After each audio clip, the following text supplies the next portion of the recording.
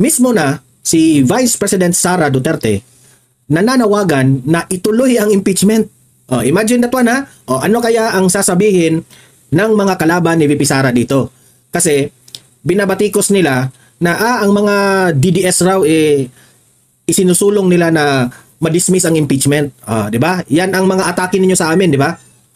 Ano kayo ngayon na mismo si VP Sara na ang nagsabi na nananawagan siya sa Senado na ituloy itong impeachment trial. Meron siyang isisiwalat na mga kabalastugan ng mga taga House of Representatives na meron pong ibubuking si VP Sara.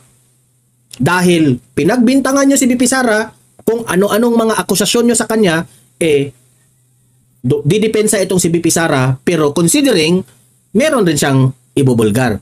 Patikim pa lang yun, yung sinabi niyang patungkol sa yung... Narito ang Balitang Pinoy TV.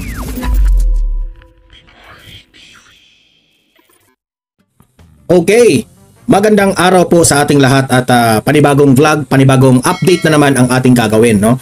Marami pong na nagkagusto po sa ating vlog kahapon kasi interesting po yung topic patungkol po sa impeachment ni VP Sara. Ngayon, heto. Mismo na si Vice President Sara Duterte nananawagan na ituloy ang impeachment.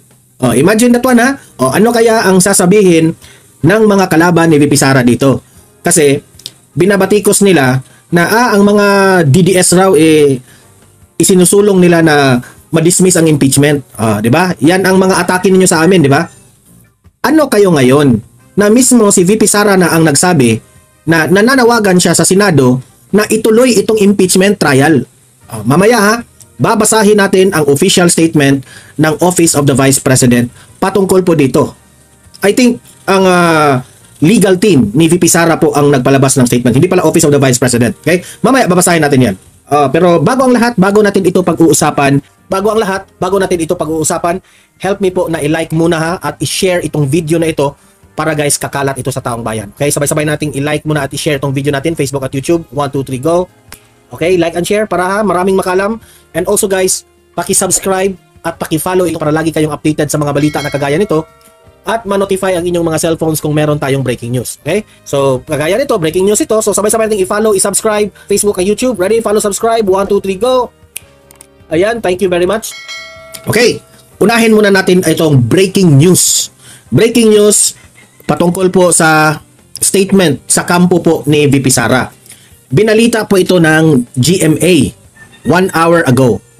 Just in, the defense team of Vice President Sara Duterte issues a statement amid calls for a Senate to proceed with the impeachment trial.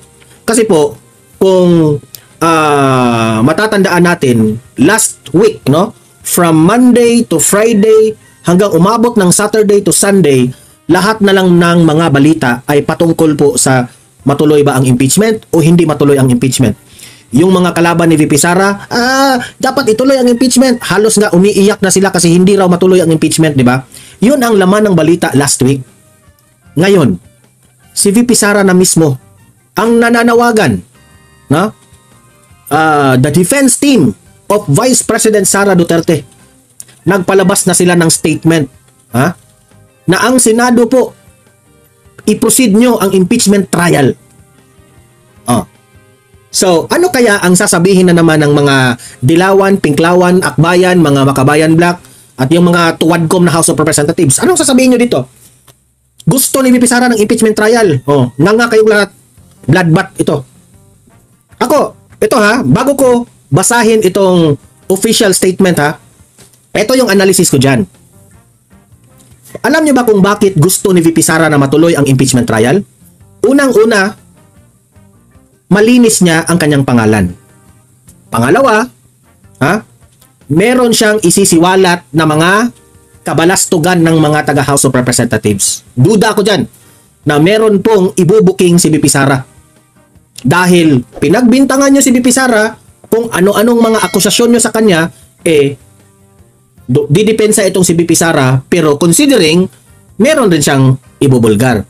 Patikim pa lang yun, yung sinabi niyang patungkol sa yung at that time she is the Department of Education Secretary. Nung na-shock na lang si VP Sara bakit lumaki ang kanyang hinihinging budget sa DepEd, yun pala ay gagamitin pala yun sa ibang programa. 'Di ba? Oh, alam ko dito so kung anong mga bintang nyo kay VP Sara sa mga piatos-piatos na yan, let's get it on.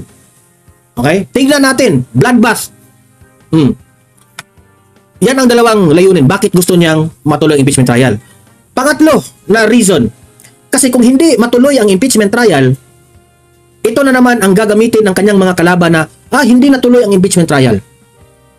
So, iniiwasan ni VP Sara na mabuking siya sa kanyang mga anomalya. Yan na naman ang gagawin nila. Ano kaya? Di ba? Yan na naman ang gagawin ng excuses. Hindi natuloy ang impeachment trial. Sana na-booking si VP Sara doon. Ano kayo ngayon? VP Sara na mismo ang nananawagan. Wala nang kasalanan si VP Sara kung hindi matuloy ang impeachment na yan. Kasi siya mismo gustong matuloy ang impeachment na yan. Okay? Gusto niyang matuloy. Bakit ba? Kayong mga mga kalaban ni VP Sara diyang mga nag-iingay. Takot na kayo ngayon, di ba? Yung mga vloggers ni BBM at ni Tambaluslos, pikat nyo. Dami nyong satsat, akala nyo siguro uurungan kayo ni VP Sara. Hindi. Haharapin niya. Kasi alam niya na malinis siya.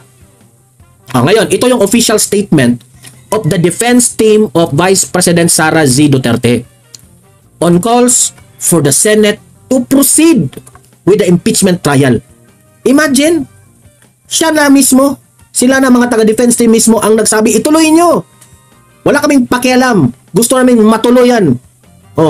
Bloodbath.